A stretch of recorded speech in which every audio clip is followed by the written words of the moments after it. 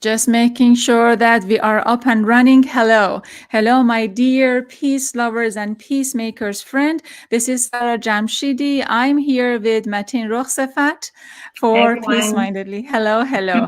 Matin is on the other line taking care of everything we need to take care Yeah, of on the back end. Thank you so much, Matin John.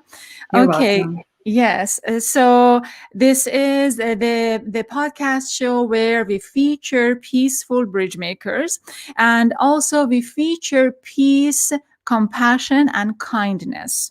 Speaking of kindness, so November 13 is the World Kindness Day. World Kindness Day, November 13. So it's a global day that promotes the importance of being kind to each other, to yourself, and to the planet. The purpose of celebrating World Kindness Day is to help everyone understand that compassion for others binds us all together. This understanding has the power to bridge the gap between nations, and that is exactly the mission of our show. So, the mission of our show, Peace Mindedly, and the theme is to share kindness, compassion, and peace, and basically feature kindness and compassion. And yes, so we are live streaming our show on many social media channels, on Facebook, YouTube, Periscope, and many other. It's very easy to find us, and also it's very the same program will be edited and be posted on 11 podcast channels. So please search for us Peace Mindedly and find us. And if you really want to share your kindness in this week of the World Kindness Day, it's one of the best way to do probably is to share this program on your timeline, and we would be really appreciated.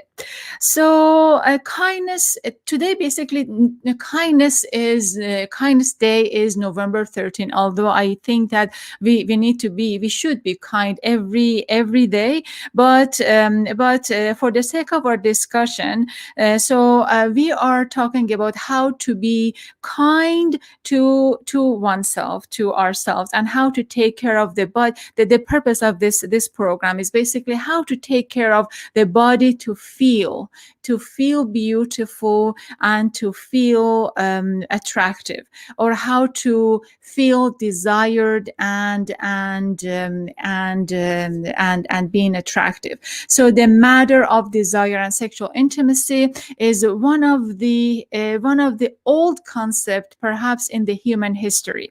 Desire and intimacy is the subject we never get tired of. What's the secret of desire, intimacy, or sexual longing that we pay to a very close attention to? So why we get hooked up with provocative images, beautiful men or women, attractive bodies, exotic smells, watching two individuals kiss, or longing for intimate hug by our romantic partner, especially these days where hugging is a rare commodity. So is it only in US or Western societies that we feel liberated, quote unquote, to desire, to long, to attract, or being hooked, or to experience romance? What about women in Istanbul? Istanbulites are a group of women who are living in Istanbul, one of the most vibrant and beautiful cities on this planet. Believe me, is one of the most beautiful cities. So, our researcher and author Sertaç depicts Istanbulite women. She researched and wrote about their sexuality, intimate moments, and desire in her book Working Out Desire: Women, Sport, and Self-Making in Istanbul. So I'm bringing Sertaç into our studio. In her book, Sertaç brings together fields of sport, desire, sexuality, and politics, combining them with her rich ethnographic observation. She explains Muslim women's self-making to create a time and space for their new cultural habit, both in Turkey and in the Middle East. Sertaç is an affiliate lecturer in social anthropology at the University of Cambridge. She is the Abdullah Mubarak El Sabah Research Fellow at Pembroke College, Cambridge. She is one of the senior researchers in the Institute for Global Prosperity at University College London. Merhaba Sertaç. Welcome to Peace Mindedly. Merhaba, salam. Salam, Thank you salam very much alaikum. for having me. Absolutely. It's a pleasure. It's a pleasure. Okay, Sertaç. So, desire for Muslim women? Really? So, has been said for longest time that perhaps Muslim women do not have sexual agency, but you want to prove it otherwise. Tell me about what do you think, or what is your perception of Muslim women desire? Thank you again. Thank you very much for having me. Actually, this was a question I ended up addressing directly without intending to do so, because when I was starting this research very many years ago, so I first started my research in 2008 in Canada and continued carrying it on at Cambridge. I was only trying to do something that seemed to have been just missed in the broader literature of Middle Eastern studies or gender studies, right? So there's so much literature going on about, women's struggles, women's activism, or more traumatizing stories of women, and they're all very valuable. But an individual's agency operates in multiple ways. An agency is where we create a change. Right? And I was thinking of focusing on feminist agency from a different angle. And that different angle could be all sorts of things. It can be, arts, it can be sports, it can be a range of different things. And because my father was a sportsman, I thought, looking at sports would be the easy way out, right? But the more I, went further into my analysis, and in academia, basically what we do is we present different parts of our work in different, conferences, sessions, etc., etc. I realized there was something with the audience that I couldn't just, understand very clearly at the beginning. Like, I was receiving questions that were a little bit off, such as, I'm doing a presentation about, for instance, women's female gaze in the changing rooms, right? That's a very exciting topic for me. That's how women are actually carrying normative attitudes in their relationship to each other. And then the first question I was getting was, the number of women wearing headscarf, in the gym. I'm like, why is that relevant? So there is this, what I'm trying to say, I think, to address your question is, maybe desire and Muslim women don't go so bad against each other. Maybe the desire is already there. Maybe there's something wrong with the way we imagine Muslim women and the way we imagine desire as well. So what is it? What is it? What's wrong in ways in which we imagine or we portray Muslim women? That's portrayed to us, and kind of when a series of information you receive are packaged in a particular way, and if you didn't spend time as much as I did in the Middle East or amongst kind of Muslim circles, then you have a very kind of limited, very straw, very reductionist understanding of different individuals, right? Do you have an example? Can you give us an example? Yeah, I actually want to first give how we also reduce the definition of desire as well. We have a tendency to think as if desire is always liberating, whereas tons of social scientists ended up telling us that actually our desires are highly designed by our social conditions, our class, our historical makings. That's why certain things sound, very off to us. Why would women do this to themselves? Why would anyone want to eat that? but then it makes full sense in another context, right? So the way we define desire is quite off, and the way we imagine Muslim women are also quite off. In what way, Sertaç? What do you mean quite off? I mean, if let's say when I'm like, the more I start giving examples, I think from the book, the better we understand. But I have also received series of questions when I'm, after I finish my presentation, that this presentation was taking place in Belgium, and the question I received was, "But this is just like us. What's different in that context?"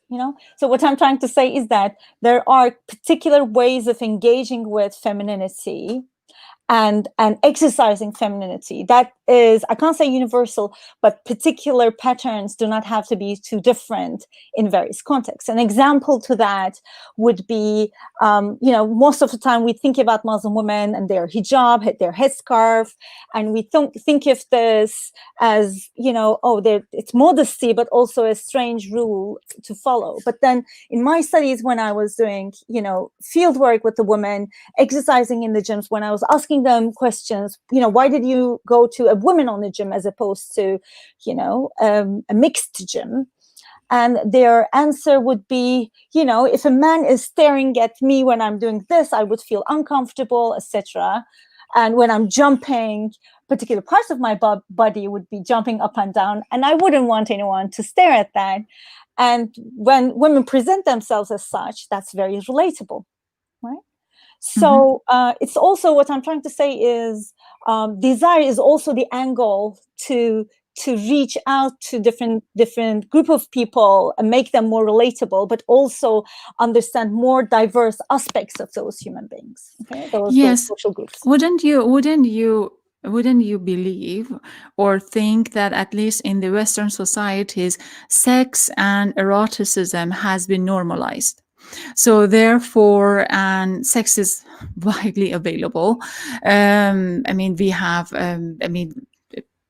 videos, porno everywhere, everything, right? So it's been normalized. So therefore, at least men are more used to this kind of not seeing women jumping out or seeing women doing things that might not attract their attention, compared to Muslim countries who've been segregation between men and women in some of the countries. I know it's Saudi Arabia, I know Iran, so segregation, and men are not accustomed to having women's presence. So therefore, they are more of eager to see women in a kind of position. In gym, like going up and down, and in retrospect, women feel a bit uncomfortable of putting themselves within the male gaze. Wouldn't you think that this is something in the West has been normalized, and in the Middle East and Muslim countries has not been normalized? I wouldn't say so at all. The reason to that is, so my scholarship engages heavily with sexuality studies, right? And sexuality is something we normalize through multiple scripts. So the body is a sexual script, and we know this, and you can find this if you Google body as social script. You probably come across to a good number of academic pieces that's focusing on this element. But those sexual scripts can take multiple forms or different forms in different contexts. So before I move on to this angle, different examples to sexual scripts, I want to also say that, sexual bodies are readily available on the internet everywhere, Turkey included. So there is something different when a man in an Istanbulite, in Istanbul, in this geography, when a man is staring at a woman's body, there is something else. What's different is, in this particular context and several related contexts ranging from actually Greece all the way to Afghanistan, gaze is also one of the sexual scripts. Okay, so we are talking about a context where gazing is actually quite central part of the social interaction, right? So it's imagined almost like something more concrete, almost tangible, which is why if a strong gaze touches you, it brings misfortune, which is nazar, you know, badly translated into English as evil eye. It doesn't have to be evil. It's just a strong eye. So in this geography, in this particular geography, gaze is imagined as something so strong that it can touch you. So in the sexuality context, right, in the context of of sexual analysis, that same gaze also turns into a sexual script. What it means is when a man is staring at a woman's moving body, he knows this is a harassing move. He knows. It's not just seeing and taking pleasure from the scene. It is a harassing move, right? And the woman also feels uncomfortable because of this particular reason, right? It's not just, watching, it's looking as if it's touching. Okay. So what I'm trying to say is that the men staring at female or sexual or heterosexual bodies is not necessarily in those contexts because they don't see it anywhere else, but because it's a very easy way of sexually harassing a woman, making her uncomfortable, right? Because gaze is something you can deny as well. I wasn't looking at you. Do you want to be looked at? You can easily deny it. There's this deniability. So there is a completely different dynamic going on, actually.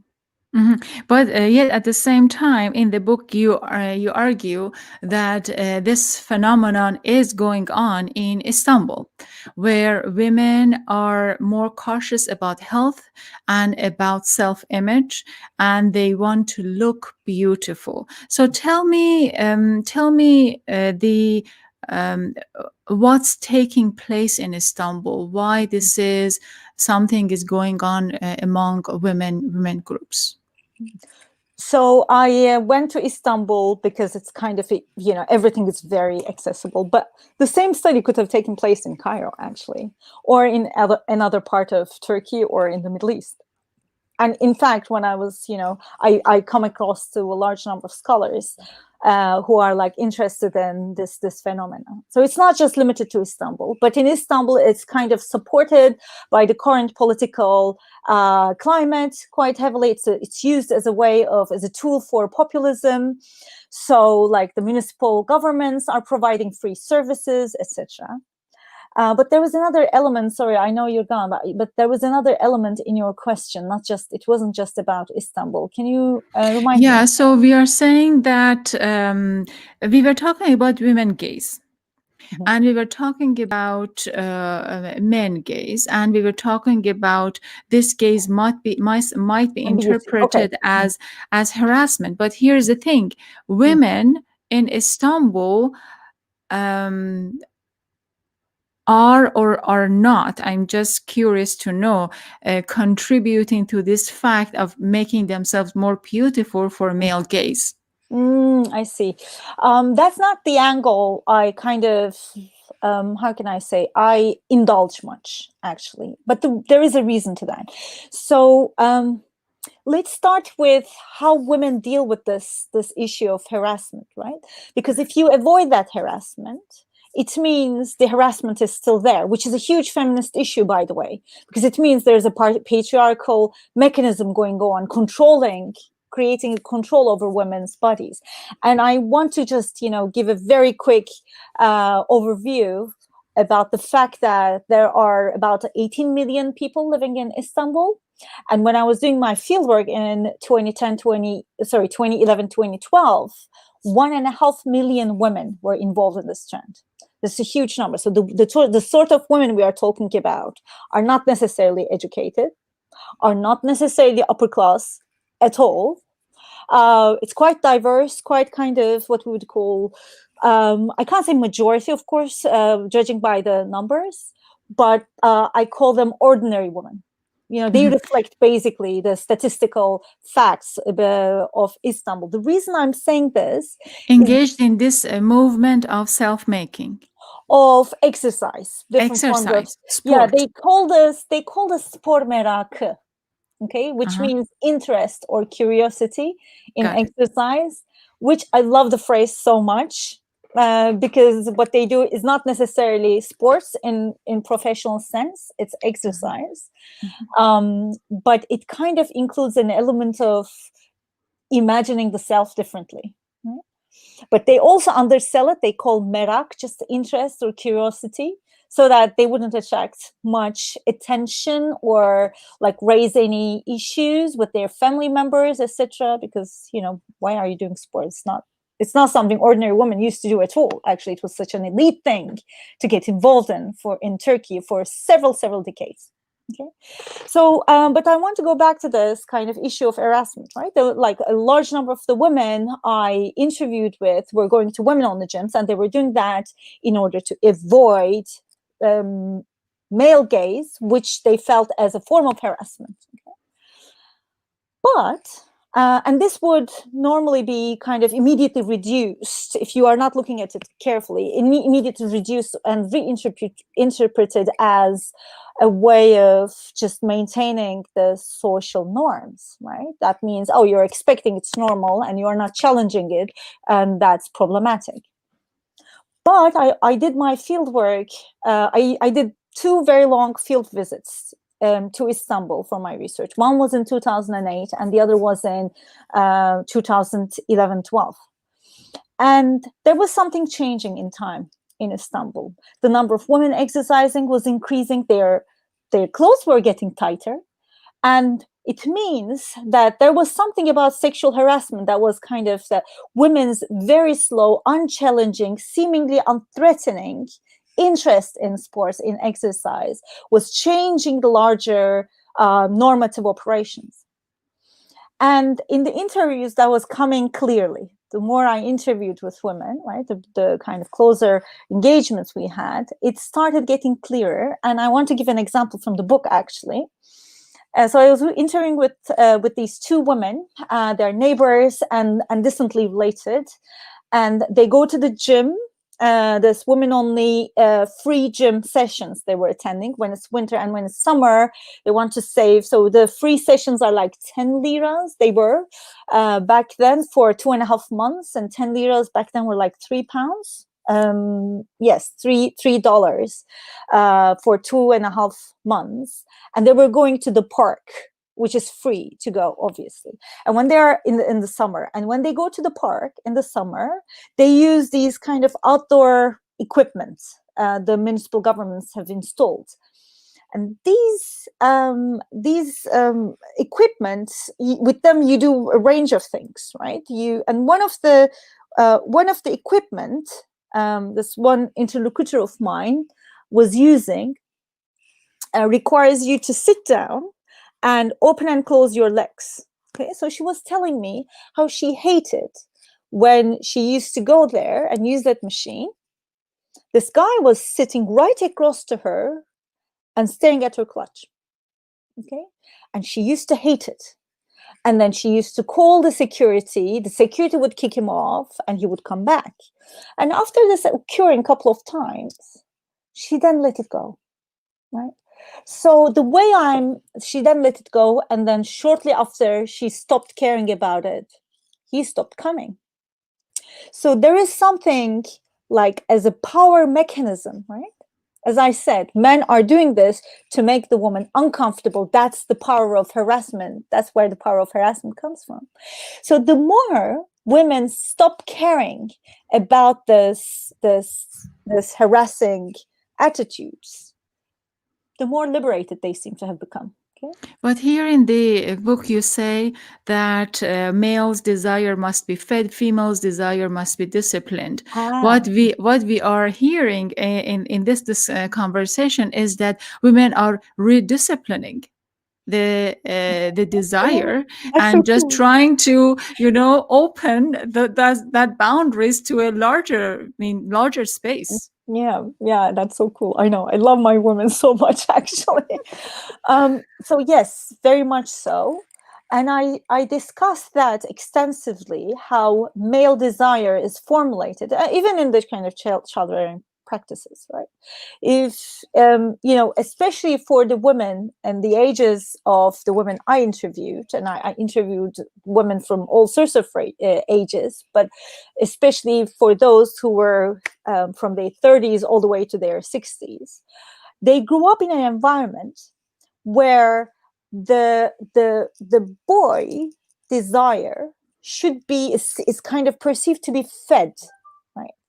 Like if a boy wants to have something, and if you don't satisfy that need, which means it was happening to their siblings, by the way, then it's almost like you would kill that very central desire in that boy. So there was something about the way desire is formulated in very gendered ways in Turkey. And I'm sure you can apply this to other neighboring countries. So it should be fed. If a boy wants to have this chocolate, you need to give him that chocolate. Otherwise, it would kind of start causing a pain in him. And that's very bad for a boy's nature. Very It's a way of bad. Poor forming boy. masculinity. Whereas the girls were told to control their desires. Okay. Which means the following: when the same girls age, right, then they learn that if they express their desires, they would be judged about it. Okay, so I witnessed dozens of moments when women are articulating what they want in very different terms. Sometimes they say that that's what my kids want, right? Sometimes they say that's how my husband wants it. Right? It can be about simple things. It can be about what they cook, even, right? Mm-hmm. So it's also a way of avoiding being seen selfish. Okay. Because the kind of normative clusters are established in a similar way. And this is one of the things, actually, we find very strong parallels with in Western society as well. Women expressing their desires are found selfish in both Western and large number of non-Western parts of the world. And in order to avoid that, so my women were not necessarily confrontational, but I recognized agency in their non-confrontational habits and strategies and attitudes. Okay? So what they do is they just pick different layers of narratives to find their way out. And that was exactly why they refer to their involvement in exercise, not as a passion, but as just, interest. I'm just, it's a sports interest. It's kind of always, tuning it down, selling it down, don't want to attract too much attention. Sometimes they say I have backache, which they do have, right? Sometimes they kind of say different things to do, and then when they see the trainer, then they go up to her and say, "Oh, I have this sports consciousness now," right? Which they do have as well. It's just a way of picking up different narratives for different people in order to be able to continue doing that and opening it opening up that not only time, but also space, or I should have said it the other way around. They open up space for themselves, but they also open up time. Okay? So the social structure, the new social structure of, I don't know if it's new or not, but have women created perhaps a new social structure to give themselves this space to widen up what has been taboo before and now to be acceptable? So this is the question. Has it happened, or is it happening that they are renegotiating the Yeah, social structure? all the time, and they do this. And I want to also give a kind of reflection for the non-Middle Eastern audience. Actually, when you said taboo, maybe the immediate image again popped into the mind of the audience is taboo related to Islamic practices. No, not necessarily. Turkey is founded as a secular country, and the first sportswomen were elite women, right? And sports have long been a very elite practice. And then when these women started exercising, they were mocked. They were mocked on the streets. You can still find videos of there was this one video. I think I shared the link. Yes, I definitely shared the link on my book, which I hated, by the way. Right? It says "Uçan türbanlı," flying headscarf is the title of the video. So this couple walking a dog, definitely upper middle class practice to have a kind of good quality pet, right? Especially back then. And this woman with her headscarf and long robe is swinging on this outdoor gym or outdoor equipment. She's really swinging. She looks so cute to me. And they were just mocking her. So they were like recording her from back and sharing it, of course, without her permission. So they were marked, my interlocutors were marked as the sporty aunties, I translated, which is sporcu teyzeler. And teyze is an aunt. It's kind of, is not elite at all, very familial, right? So the kind of, there are multiple taboos these women are breaking. That's what I'm trying to say. And the introduction, right in the introduction of my book, the first subtitle is appreciating those sporty aunties, because they are actually those who were being mocked. They were changing multiple elements in the larger society, right? Not only they were kind of exercising and taking care of themselves, but they were also doing this despite knowing very well that, some people were mocking them, right? And they were not caring about it. And they were, by doing so, which was quite important, actually, one of the kind of crucial things I just want to remind here and want to address here related to my research, is they were opening up time for themselves. So one of the things we don't seem to notice is how, for women, our times are heavily regulated. Like, time is almost imposed on us. What we are going to do, when we are going to do it, right? Taking kids to school, picking them up. And if, like, all these work-related schedules, all these caring-related schedules. Caring is often a very female job in this kind of normative world. So opening up time is giving women a chance to be reflective about what else they desire, right? They are seriously reflective about this. Some of my informants are kind of, when I was finishing up submitting my book, I was like adding new things to about my interlocutors, right? There's this woman who was saying she has 4 kids. She has 3 kids. She wanted the 4th one, but she wanted to get rid of this husband and want to get another one. She did that. This woman who was say it again. So she had three kids, but she wasn't happy with her husband, and then she divorced her and married again, and then had a 4th baby. huh? And I was adding this information to my book. There was this another interlocutor of mine. She hadn't even completed high school back then, and now she started her undergraduate degree, right? And she was already 30-something when we met. So it's giving. And there was this other woman who was like telling me, there was one of the things she was telling me, one of the things her husband never allowed her to do, and she did it. I'm not giving too much so that people can read the book. And then she was saying, he didn't want me to do it, and I did that. He also doesn't want me to have a driver's license. That's my next goal. That's true. So what I'm saying is that sports is, like, the way I see it, exercise seems to have become a tool for them to just open up like little window, temporal window, spatial window, okay? So that they can be more reflective about what else do they want for themselves. Okay?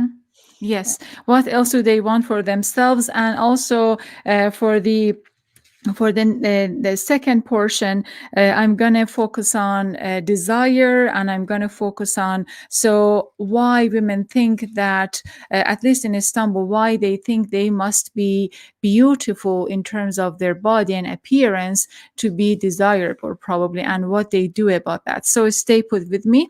You are watching To Peace Mindedly, a podcast show featuring peaceful bridge makers. So we are here. This is our second season. Every Tuesday, 12 noon Pacific Standard Time in Seattle, we come live with a new program featuring one of our peaceful bridge makers. November 24th is our last show that we are going to talk with two chefs. And before then, I'm just going to update you about what we are all up for and what we are doing in Peace Mindedly podcast show. So, in my introduction, I just explained that November 13 is the World Kindness Day, and that is an important issue for us in Peace Mindedly because the theme of the show is kindness, compassion, and peace. So, the day was introduced in 1998 by the World Kindness Movement, a coalition of nations kindness NGOs. It is observed in many, many countries, including Canada, Nigeria, Austria, and many other nations. On November 13, participants attempted to make the world a better place by celebrating and promoting good deeds and pledging acts of kindness. So, for your part, if you would like to share an act of kindness, there are some of the suggestions that we can make. And my utmost suggestion, especially during the pandemic, can be if you could send an uplifting text to a friend, or reach out to a family member that you have not spoken with for a while, and just see how they are doing, or let that guy merge onto traffic with a wave and a smile if you are driving outside. Share a compliment with one of your loved ones in the household, or make and drink a cup of hot tea with your family members. So probably just plan something fun with your family members and your surroundings to probably feel a bit more warm in your heart about kindness and compassion. So for next week, for next episode, I am updating about what's coming up and what we've been doing. We are living in a tumultuous, very difficult circumstances, and not just for us in the US, for many people around the world. This pandemic has been difficult. So we are going to come here to explain why we are doing this, take your questions, and answer as best as we can, and also to explain what we are up for it for the next season. Let me see. For the November 24th is the week of Thanksgiving. And for that, we are going to have two amazing guests, so to speak. So our guests are Elena Ramspush and Catherine Lafond. Both are writers and business owners and people who have been involved in the food industry and recipe development. We are going to talk about how to make this Thanksgiving something memorable. Catherine wrote a book called Seasoned with Gratitude, 200 recipes and blessings celebrating the greater nourishment and real food. Both of my guests are so big in taking care of the planet, taking care of the body, and being mindful about the resources that we use. I'm sure we are going to have, and I'm going to have them to share recipes with us. So if you join us, you're going to hear something interesting about recipe that you may have not known, because Elena usually shares recipe from Germany and Catherine from her garden. For this hour, we are talking with Sertaç Sehlikoglu, affiliate lecturer in social anthropology at the University of Cambridge and a senior research associate at the Institute for Global Prosperity at University College London. Sertaç is an anthropologist and researcher interested in human response to social changes. In her book, Working Out Desire, Women, Sport and Self-Making in Istanbul, she tries to address our misunderstanding about Muslim women desire. And this is Sertaç in our studio. Okay, Sertaç. So I wanted to, in the book, you keep talking about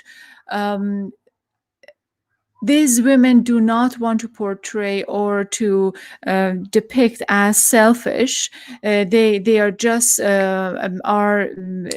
trying to open the narrative in the Turkish society. I wonder if whether or not the same thing is happening in the larger context within the Middle East. What do you think? Definitely.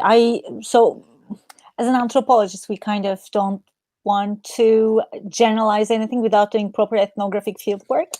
But we also do presentations in different places. And it seems like it's taking place in Egypt. It's taking place in different parts of the Gulf, right? So all I can say is definitely women in the Middle East, it's not just about the Middle East, but there is something about the particular fieldwork I ended up doing, where, as I said, the women I talk to can easily be called like just ordinary women. And ordinary is not a kind of necessarily positive or negative term. It is just a descriptive term, right? Their needs and interests reflect something about the normative operations. And the reason I did this is kind of not to kind of expand it to another geography. Somebody else can do their own and then make a comparative discussion.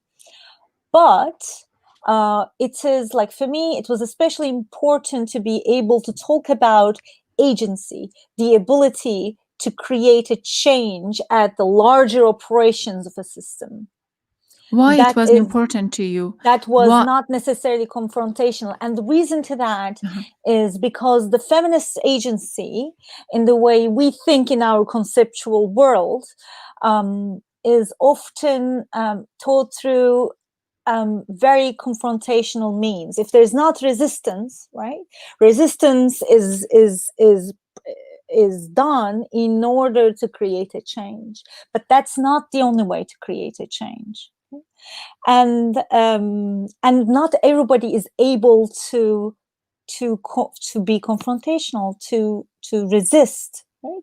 Resistance sometimes costs quite a lot, and people, as like human beings, we make calculations all the time. But that doesn't mean, simply because they don't resist, doesn't mean they are unable to create a change. So what women in Istanbul are resistant against?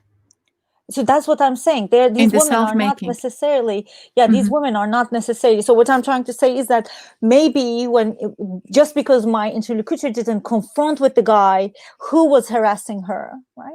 Didn't do kind of resistance. She did it too, actually. She kind of fetched the security guard. It doesn't work. So the way we think about resistance does not seem to, or does not have to work all the time in the same way.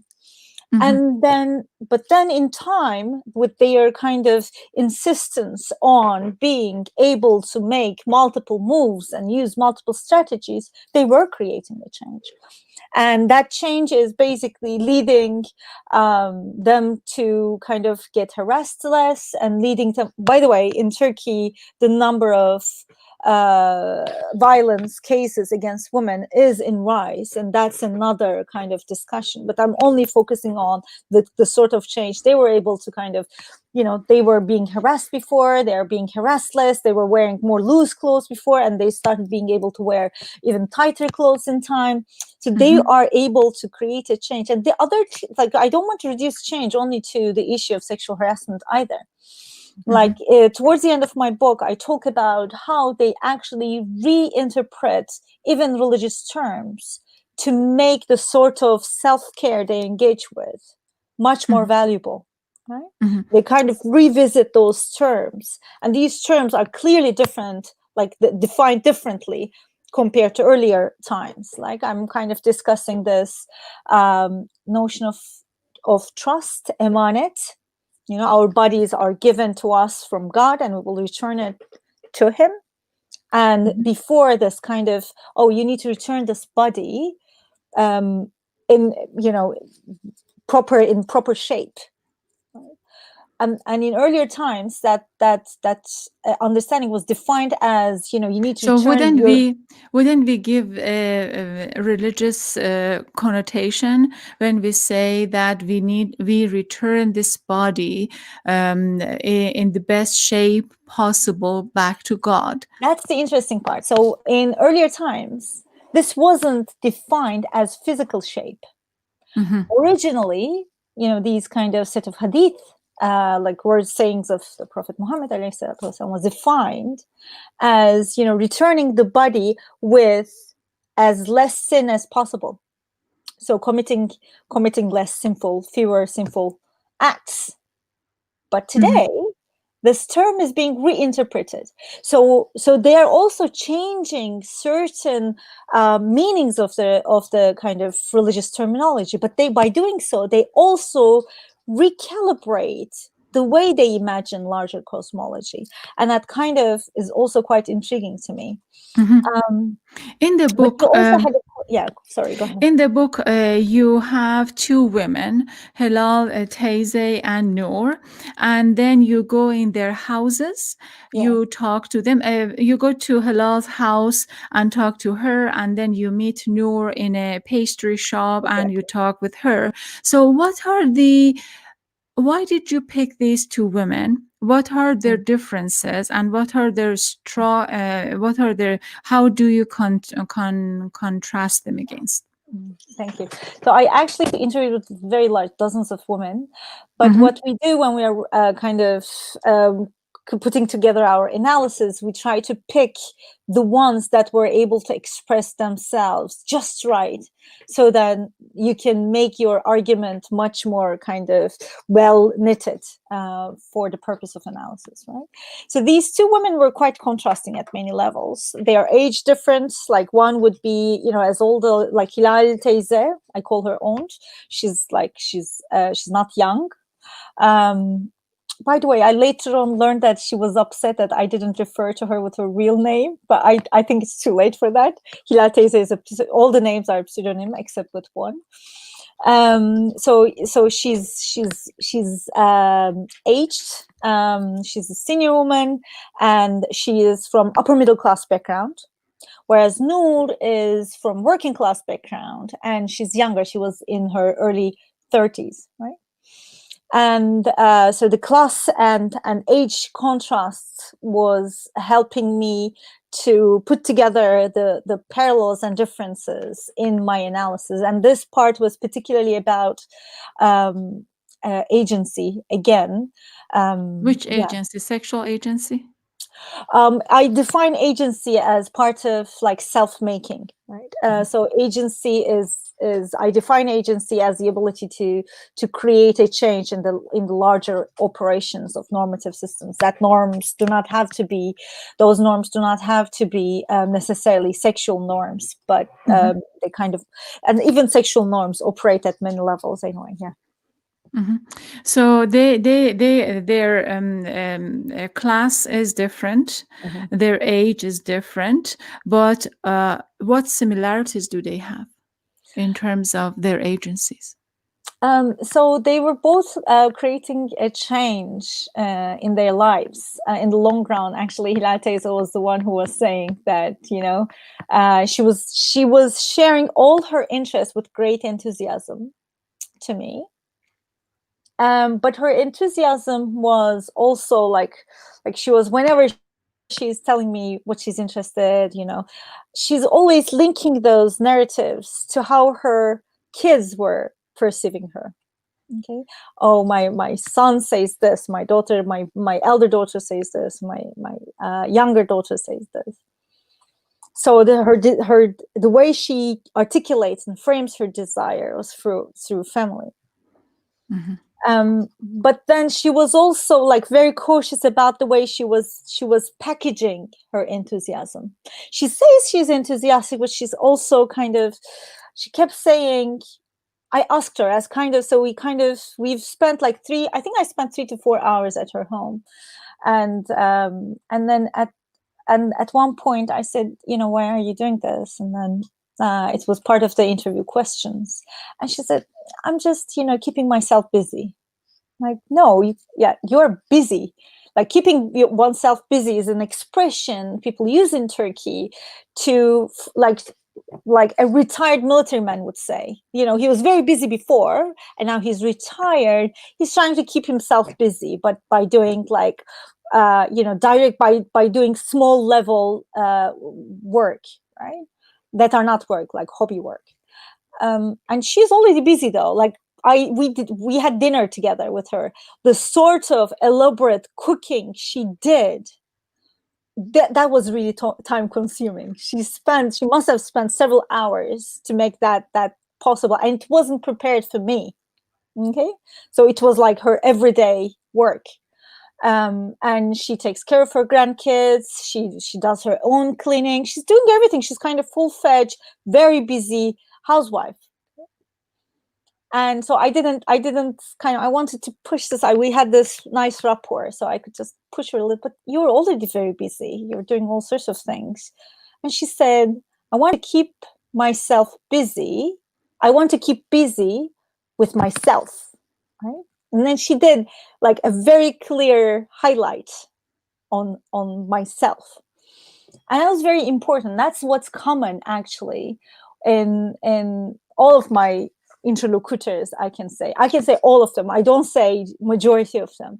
They want to be able to do something just for themselves.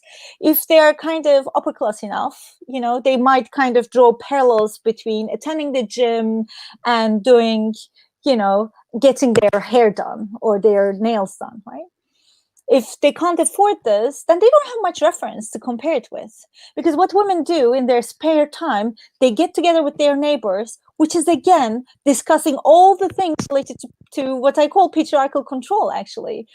Competing what sort of cake you did compared to the other woman who did this cake, right? Or or your neighbors would know all sorts of stories about your life. So you have to be like both open and closed a little bit. Like you have to control yourself a little bit.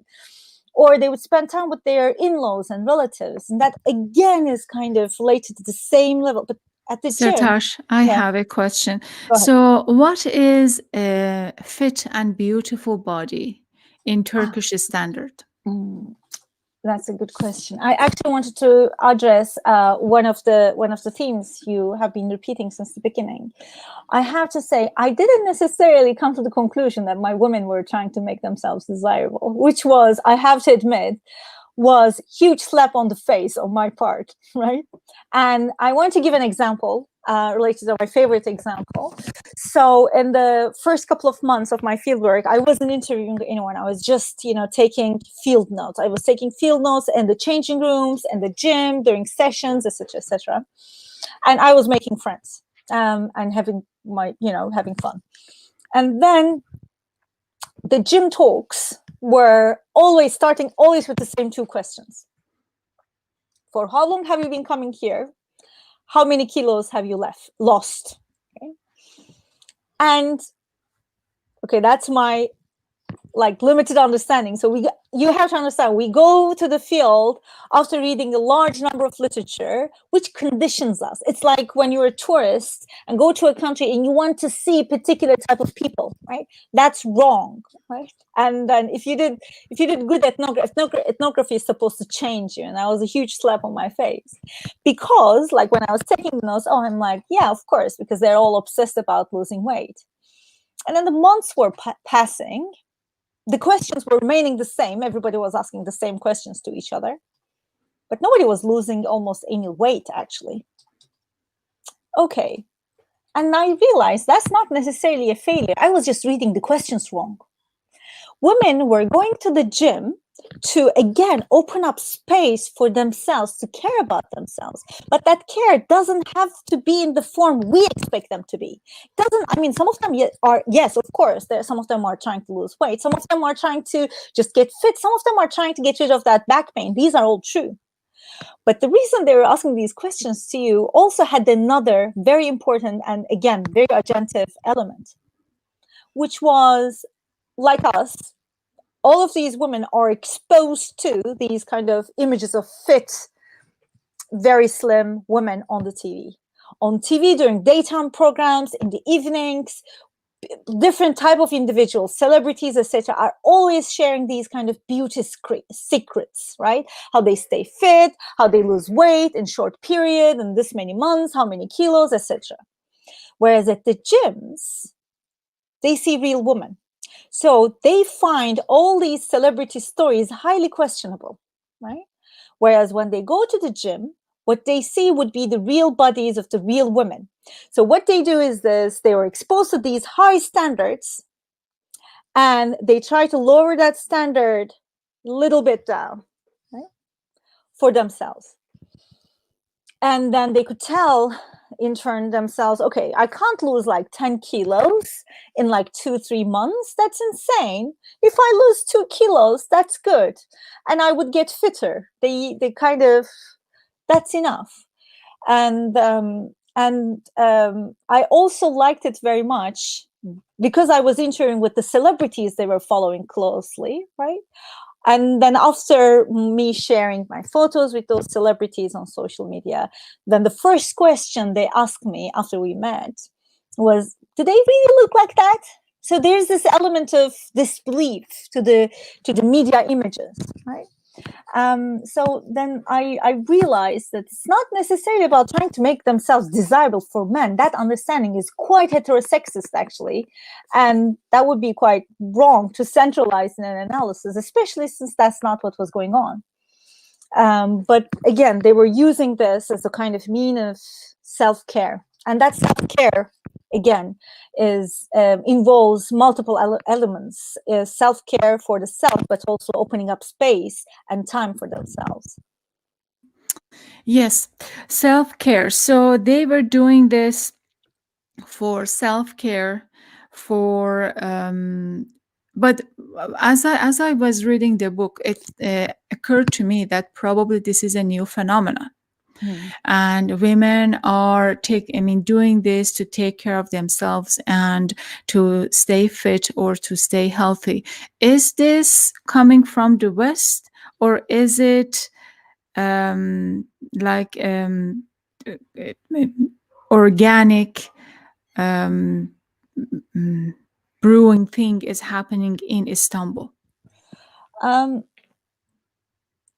There is this one very core element. So in order for a change, so there are global trends affecting everyone. When there's a trend that starts affecting the world, everybody will be affected at some level, right? We see this example from certain trends coming from the US, but also we see this in terms of some of the trends coming from Korea, right? They are quite trendsetters today. But in order for them to be attractive to a large society, there should be something existing that was similar in that geography, right? Otherwise, it would be just some crazy trend taking place in the US, and why would we do it? And that angle, I can say, has been existing in Turkey. So I saw one of the questions actually from one of my friends from college years. She was asking about, is this similar to hammams? To a certain extent, yes, women were going to hammams together and they were kind of enjoying their time together. And later on, a couple of decades earlier than today, there were these kadınlar matinesi, matinee for women. and where women would go to the restaurants and there would be music, etc., and a singer, and it would be just, you know, women dancing. Otherwise, you know, it would be, if it's a mixed day, then it would be highly problematic, right? For, you know, in terms of their relationship with their partners, probably. So there is something about women only fun, and because of that, actually, there's a saying in Turkish. There's something about, you know, when the environment is just women only, and Turkish is kind of seen as less serious, right? Kind of, don't turn this environment into kadınlar hamamı, the women's hammam. So that would be seen as a way of making things less serious. Okay. And that was also one of the reasons when I was, you know, initially doing my fieldwork, so many people I was talking to were kind of not really understanding the point of doing a research like this at Cambridge. Like, why would Cambridge send someone to do a research on something that's so unserious? So there are normative mechanisms. There are certain kind of skeleton where people can hang on to, kind of relate themselves to. And another maybe global issue going on that helps women, I can say, is not necessarily the kind of aesthetic trends, etc., but the neoliberal systems, right? The kind of, after the current AKP ruling came to power in municipal governments, what happened is they prioritize neoliberal populist tools, right? They find it as a good way to empower themselves. And all these parks were empty. They weren't being used properly for kids, right? As playgrounds. So they started replacing playgrounds with those outdoor gym equipment. As they saw women walking on the streets, they started kind of installing these rubber walking tracks, right? So I can say there are multiple elements of global systems at operation in Istanbul. But that's not just about the trends. That's slightly more complicated. Uh-huh. Okay, so I want you to be brief. I want you to be very short, and we do not because we do not have time, but very, very short, Sertaç. What is the structure of family dynamic in Istanbul that doesn't allow women to be selfish? Oh, yes, the entire dynamic, actually. So if you are talking to a married woman, she would be giving examples to you from her in-laws. But actually, if you dig deeper in your interview, and ethnographic fieldwork allows me to do so, you then realize even the most supportive family would have their own boundaries, right? And they would have boundaries since very early in the childhood. And like, it's not about family stopping you from following your desires, but more importantly, social structure is established in such a manner that you internalize those normative attitudes and you start controlling yourself. Excellent. So the other question that left off, and I want to follow up on that, what is fit and beautiful body for women in Turkish society right now? Oh, right now. It's quite diverse. I see that it's becoming more and more, like, if you just look at the TV series, which are hugely popular outside of Turkey, you can see that, like, kind of there's this element of Western standards, taller bodies, skinny bodies, etc., but an element of kind of more diverse colors. It's not necessarily blonde, but brunette and dark hair, etc., as well. But amongst women, again, I realized that they kind of try to set more realistic beauty standards for themselves and for their close ones, right? For their friends, etc. And they were actually giving an example of a celebrity. I want to name her Sabah Tümer, who's not necessarily an extremely skinny woman, but she's kind of fit and very joyful. So one of the things I came to conclusion is that it's not just about the aesthetics of a woman, but also the attitudes, the ability to kind of engage with other people. So there are these like kind of Attractiveness, not necessarily physical aesthetics, but other elements of aesthetics. Yes, in the book you mentioned desiring subjectivity and desiring subject. What do you mean by these two elements? So that's the core anthropological work I'm putting together. So at the very beginning of this conversation, you were asking me about the kind of limited tropes existing about Muslim women, right?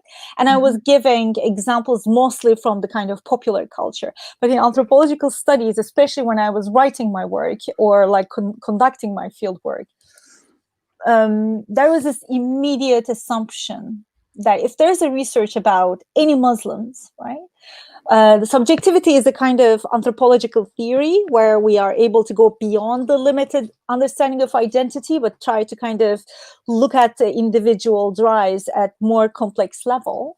But then we would include different elements of those subjectivity, right? So we take multiple subject positionings in a day. The same person is like, right now you're a presenter, and then you will turn back, go to your room, and then you're a mother, and then you are also kind of, you take multiple subject positionings. So one of the subjectivity analysis developed around my time was pious self-making. Okay? Which was a good departure from understanding religion through secular elements, through secular analysis.